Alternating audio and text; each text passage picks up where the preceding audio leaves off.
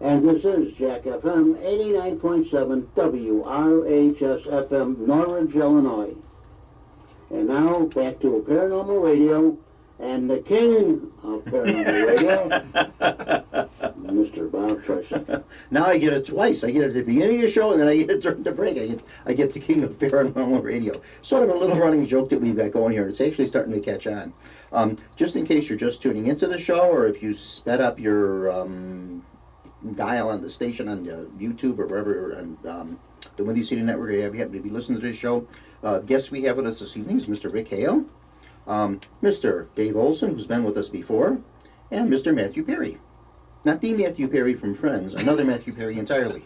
Much better looking one. Yeah, I think you had the name before he did, didn't you? Or? No, I don't think so. Oh, you're not. So you're not the original Matthew Perry, then? No, maybe okay. not. Probably not. The original, yeah. So anyway, that's where we're at, and we're just kind of chit-chatting back and forth about paranormal and different aspects of it, and different things to do on investigations, provoking, not provoking spirits, this sort of thing like that, and how everybody got started into the field, and just kind of drumming back and forth. That's what we're doing with that. No, I agree when it comes to. I don't believe really in provoking, because especially if it's someone's house or business, you know, at one time it was someone's mother, father, son, daughter, Absolutely, yeah. grandfather. You know, it's you're right. We try to be very respectful when it comes to that. I feel the same way at cemeteries too, because those people, they're the same thing. I says, the person that you're saying is a spirit or an entity or a ghost or whatever, that was someone's brother, someone's mother, someone's father, someone's loved one, someone's best friend, whatever. Any one of 1,000 different things it meant to somebody. So you want to act respectfully to everybody.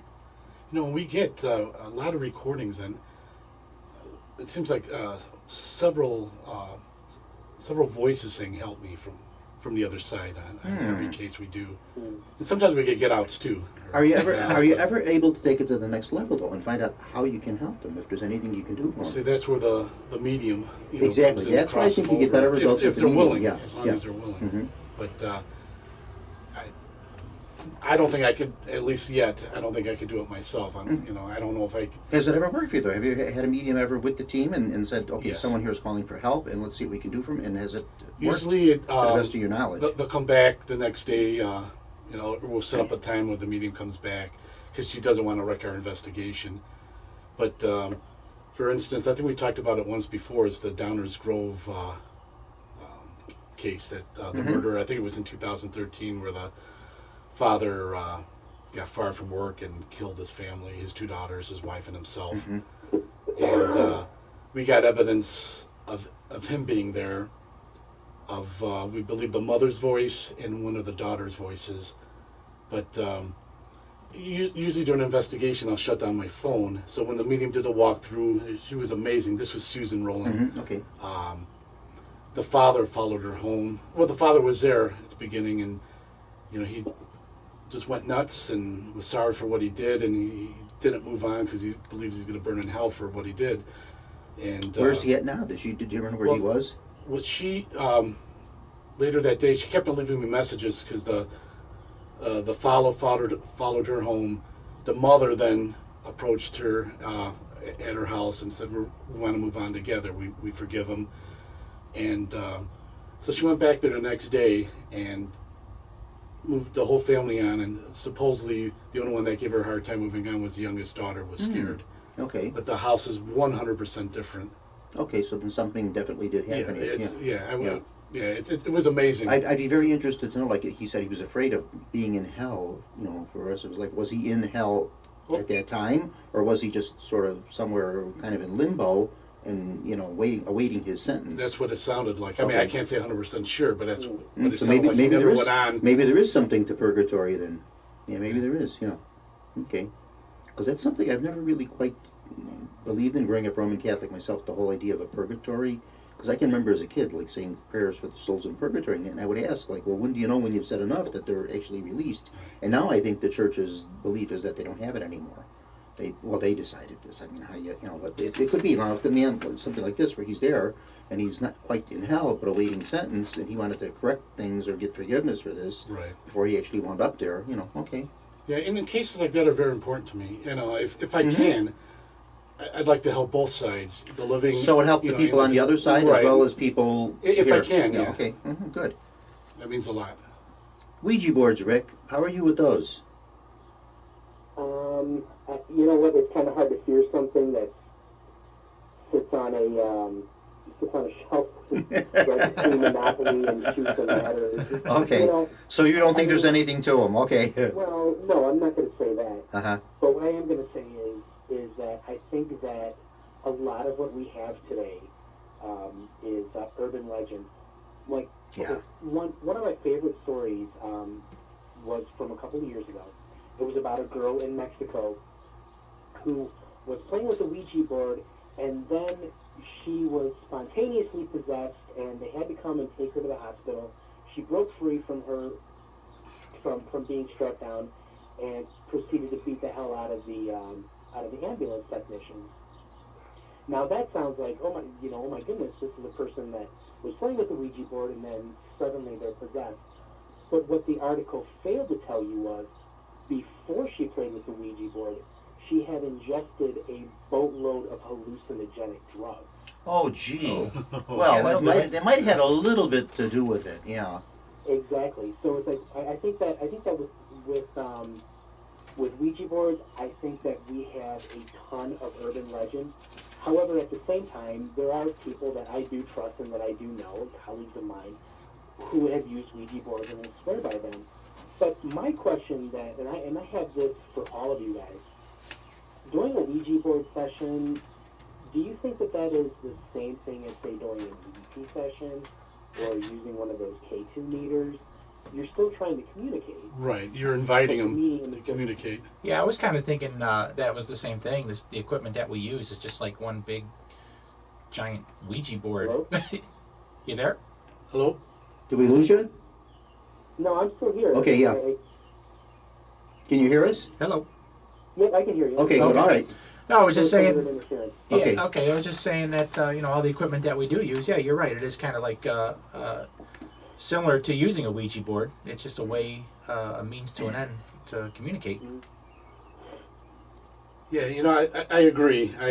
For some reason though, it's in my head. I will not touch a Ouija board. I never did. We've I never don't want used one in one, my no. house. No, we've I'd rather never- be safe than sorry. But yeah, when you really think about it, a lot of the equipment we do use is probably very similar to that, where you're inviting whatever's there to, communicate or go into your equipment and. Yeah, Right. I kind of tend to agree with Dave on that with the Ouija. I don't fool around with the Ouijas, and I really recommend other people don't do them either.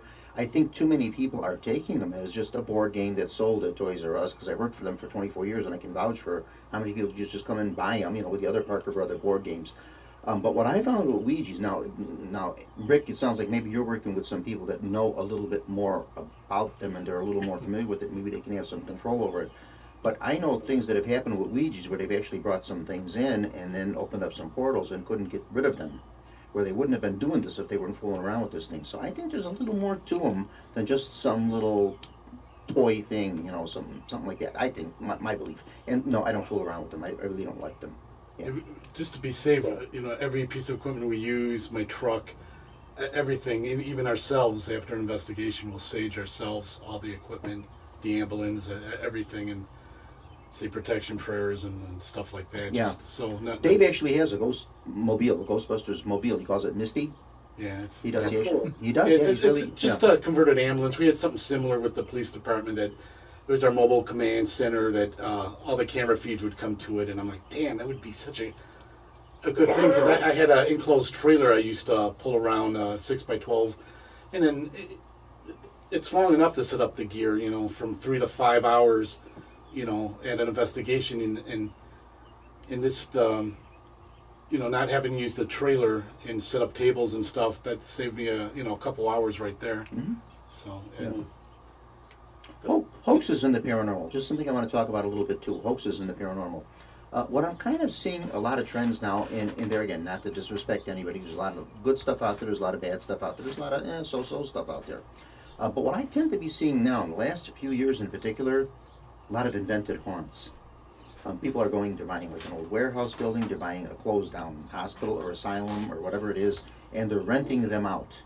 They bought this building, they're renting them out to investigations, they're renting them out to people that it's haunted. And I think a lot of this is created haunts. I don't think every building that you walk into, or every abandoned building for that matter, is haunted. I don't think they are. I agree. But it seems to be kind of a trend that's going on now with the paranormal, and you've got some folks out there are making a ton of money on this. And that, and of course, some of the other thing that goes on out there too. Some of the fake photos and fake DVPs and all this other stuff that's been around since the dawn of time when people first knew that there were ghosts. But what I think what this does is actually sets the field back, like we talked earlier about it, making it a legitimate field in a recognized science, in a recognized study. When these things come out and these hoaxes are exposed, I think it sets things back. People tend to laugh at this and say, see, you guys are all full of a bunch of hooey, and that's what it does with that. So I don't know what anybody else's views are on those things. Yeah, I kind of agree with you that invented, but I mean, usually there's some stories or legend that kind of go back a ways to actually for someone to use this warehouse or this school or whatever for a haunted. They don't just like make up stories themselves. I don't think that would be like possible to get Estates or things. Yeah, something. like from their mansion and the Lake County jail that we did, and these are things where people have had experiences, and now that it's a vacant building, now they're kind of allowing people in. But on the other hand, when you allow people in and then turn it into like a party where everybody's kind of drinking and having a good time rather than doing what they're supposed to be there. That's what I say. I think that's what I think a lot of this ends up turning out to be. And some folks even that join paranormal might be joining it for those reasons too, just for the sake of a fun group, which it's fun, it's interesting, and it's great, and that's a wonderful social thing in that. But if this kind is of a place for everything. exactly, and if this is what's bringing you into it, I think you're kind of in the wrong thing here. You maybe should start a mahjong club or something. I don't know, whatever. I don't know, a book club or whatever. Yeah, this may not be the thing for you. I don't want to sound like a prude about it, but I just don't think that's the way to go with it. And then my other thing is too, all right, if there is some legitimate activity going on in this, why does somebody feel the need to charge people to investigate this? I don't know if that's exactly the thing I'd like to go with too, because you do have some folks out there making quite a lot of money, charging some pretty hefty prices to some of these teams to go in. And then my second question is, all right, say you do send a team in, and they bring their equipment in, and they bring their recorders in, and then nothing turns up. Do you get your money back? Is it refunded because we didn't actually get anything? Or do you just say, well, it wasn't our night? Or, how does this all work? Everyone tells me I should try to turn this into a business because I have thousands and thousands of dollars in the hole. I don't know if I could ever recover. I hope my wife's not listening, but they're like, well, you should turn it into a business. How do you turn it into a business? Well, there's legitimate ways you could do it more, turning it into a business. One would be through tours. Giving tours and taking people on tours and explaining to them what haunted locations and things that have been known to go on there. Not necessarily promising that they're going to see any ghosts, but nonetheless taking there, explaining the locations, telling them some things that may have occurred there, which goes on all the time. There's many. I give tours myself on this stuff. Other thing too is about simply lecturing and explaining and maybe demonstrating what you do and showing people, about but that. It's for investigating someone's house. How do you get a charge to it? You can't. No, you wouldn't demonstrate an investigation in someone's house. Right, You would investigate the equipment that you use and techniques involved and things like that. That way, so I think there's other ways you can make money on it without, Right, I gotcha. That way, yeah. What I just wanted to say is I think that there needs to be a disconnect between the tourism part of it, which and again, I'm not saying there's anything wrong with that. I've been on ghost tours before, and I found them very entertaining as well as educational. But I think there needs to be a disconnect between what is tourism and what is actual research and investigation. Exactly. Right. And Yes. and it's fine that people. Hey, if you're willing to go to say Waverly Hills and you want to pay their amazingly exorbitant prices that they that they charge there, that's fine. But I mean, like for me, I would rather go to somebody's house that is experiencing something truly inexplicable and help them deal with that. It's always Because good. that's what we do. I always say it's always good knowing to kind of go into something not knowing. When you go into a thing and know there's all right. Say for instance you have a location and you say okay there is some activity here and that's all you know. Perfect. But when you start hitting specifics, okay, we're seeing a grandmotherly type woman here. We're seeing a little girl in a white dress. We're getting apparitions of a dog and all these different things. I think when you have this in your head, you kind of have a mind over matter type, but you have a way of kind of making some of this stuff happen psychologically. When you go in not knowing it, I think that's the best way to do it. And like I said, too, with the tours and stuff like that, I agree too. Like I said, I do some tours with folks and stuff like that. But there is a distinction between, okay, this is entertainment, and this is telling you what goes on here and there, but this is not a serious investigation.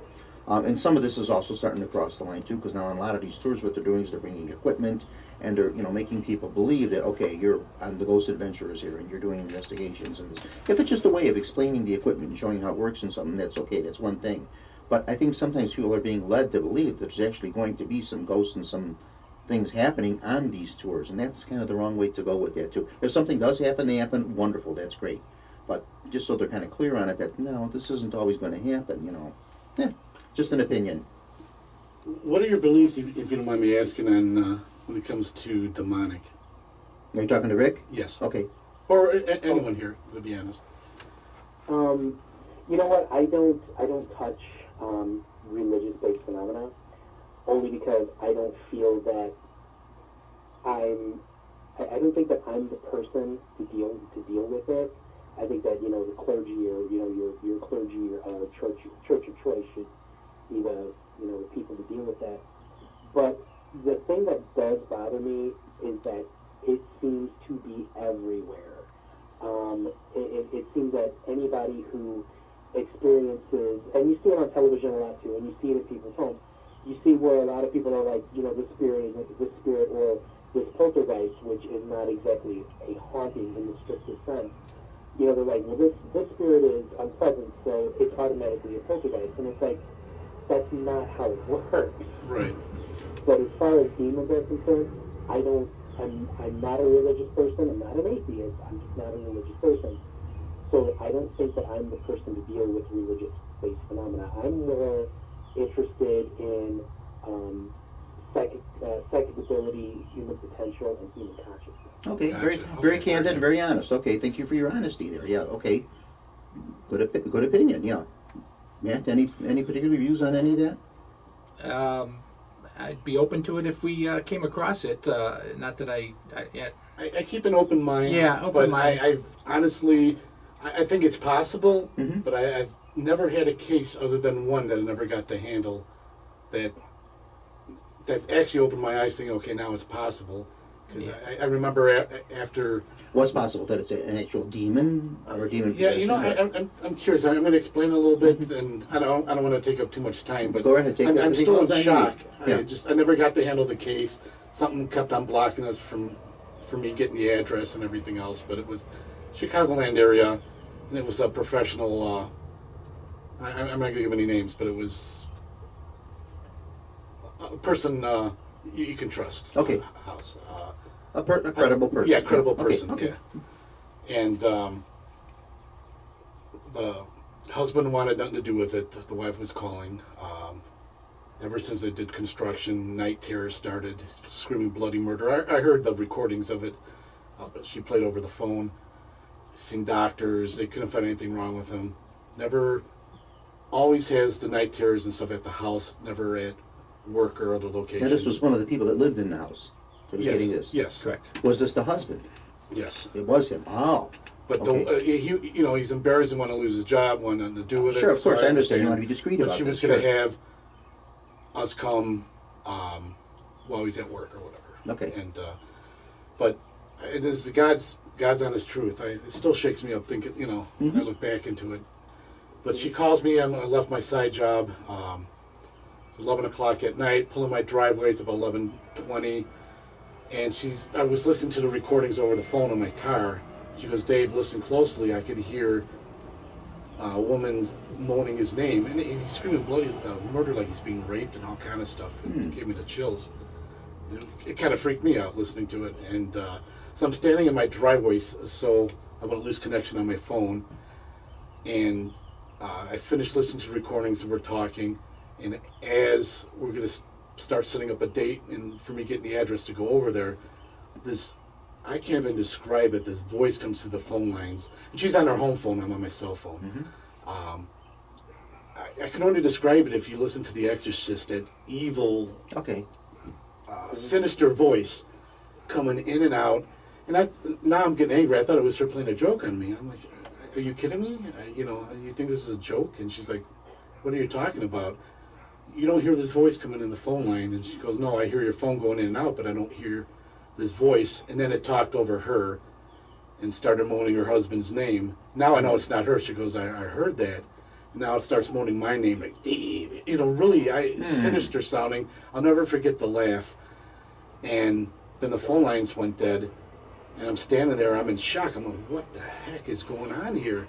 And then I feel like I'm getting choked, like it's 2 fingers stabbing me in the neck where I'm having a hard time breathing. Mm-hmm. So I reach over, grab my cross that I have over my mirror in the car, and it went away. And she calls back. She goes, Dave, my home phone won't work anymore. I had to call you back on my cell phone, which he did. And within seconds, his voice, this laugh, sinister laugh, kept on blocking us. I couldn't get any more information. It would talk over her, talk over me, and never got to handle the case. But now that opened my... So you didn't do the case? No. Why did you just not do it? Did it just frighten you too much Yeah, to do it? I think we're on the phone for or you 40 said this is minutes. something for somebody bigger than me that can maybe... Well, I don't know. I mean, That's what, it terrifies me. when I'm listening to the whole story here, I'm thinking, why did she just consult somebody like you, and not that you don't have to know how to maybe deal with this? Right. I don't want to disrespect Well, I would you. have had to get help. But why would she just not consult maybe someone from the clergy, like her minister, her priest, or somebody, and say, I don't know if she ever did or you know, not, we've to got be this honest. going on here, and is there something you can do about this? Yeah. I never got to check it out further. I'm sorry? Yeah, because the husband didn't want anything to do with it. She was trying to get answers. Well, that's true too. Yeah. Basically behind his back, and But now, if I'm understanding the story right, it was him that the sounds were coming from, right? Yeah, he was screaming bloody murder at times, like he's being raped. And I did hear. So what was his explanation? Not wanting anything to do with, it's just not happening. He You're wouldn't making talk to this me. up.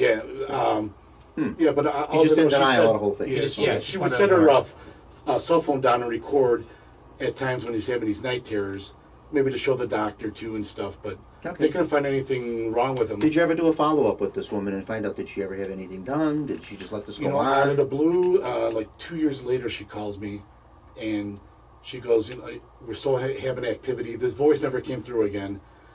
I'd still like you to check out the house. People would come visit family and stuff. What took her 2 years? If I was having this going on, I it would have think been a year and a half, 2 2 years, hours yeah. for me, Yeah. Yeah. But, she could still tell I was, I was in shock. I actually thought we were scheduled. We actually had a date scheduled, and within a couple days prior to the date that we were going to do it, she canceled on it. Yeah, the husband broke his legs or something. It's like something blocked us again, and so he was supposed to go on a fishing trip and be gone for a week or something like that. And like a couple days or so before the trip, he had a bad spill and breaks his legs, and so never got to do it. And Interesting. Right. Yeah. Any opinions on this, Rick? You're listening to this, right? Rick? I'm sorry. Are you there? Did you listen to this? Yeah, I'm listening to this. Any opinions on this? What's your views on any of this? Well, I did have a question. Were you guys ever able to rule out anything, mental illness, schizophrenia, bipolar disorder, or any kind of, I know, with you being a police officer, did you think that maybe there was some kind of drug use that was involved? I not by him, because he would be getting drug tested through work. I mean, I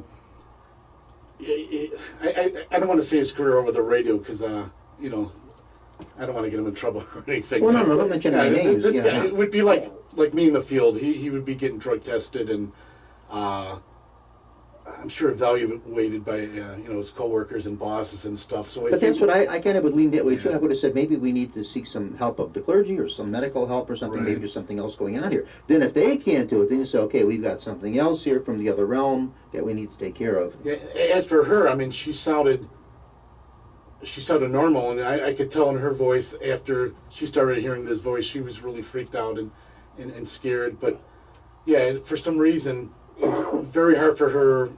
The husband just wanted nothing to do with it. So Yeah, I mean, I think that there's more than enough anecdotal evidence to show that spirit possession does occur.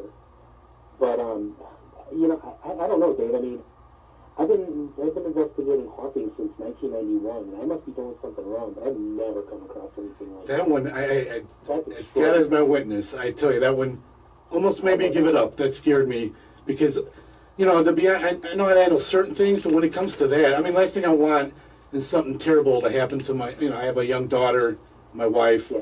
there's, you know, something bad to happen. I'd have to definitely get help if I ever handle a case like that. I mean, I want to be able to help people, especially if a family is having a legit crisis like that. And I think I've been able to make some connections, actually some recently, that when it comes to the church and stuff like that, that will help out. But yeah, that one terrified me. I couldn't sleep for 2 days.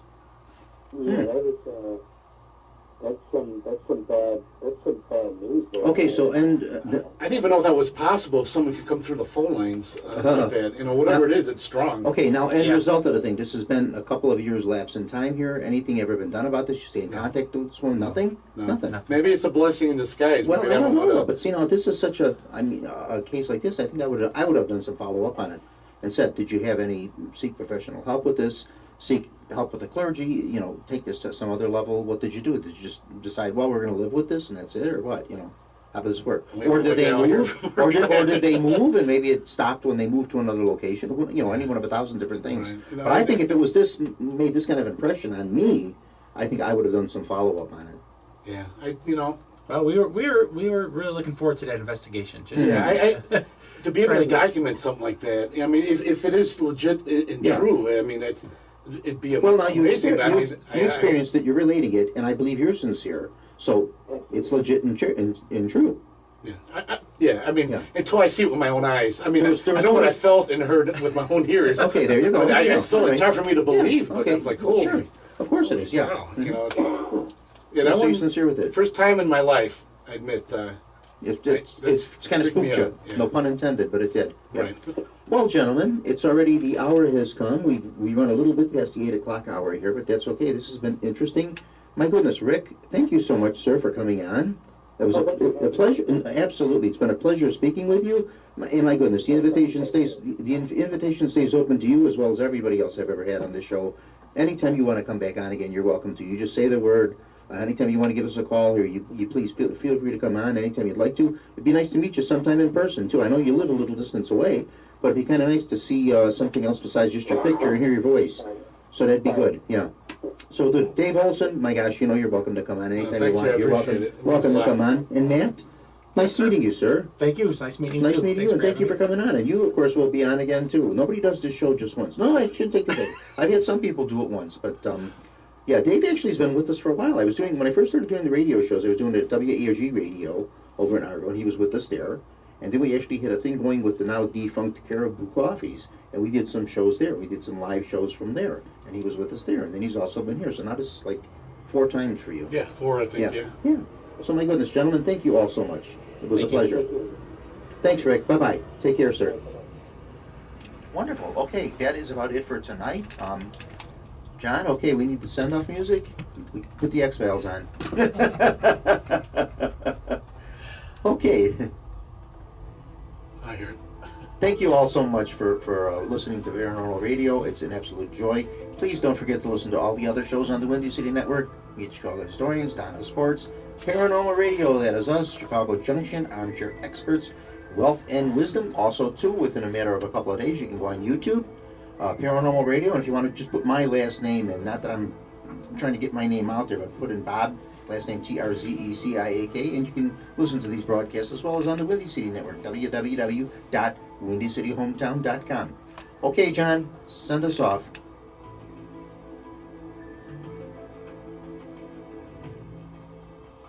You have been listening to Paranormal Radio with Bob Trzeciak from the John DeVita Broadcast Center on the Windy City Hometown Entertainment Network and Jack FM 89.7 WRHS FM Norwich.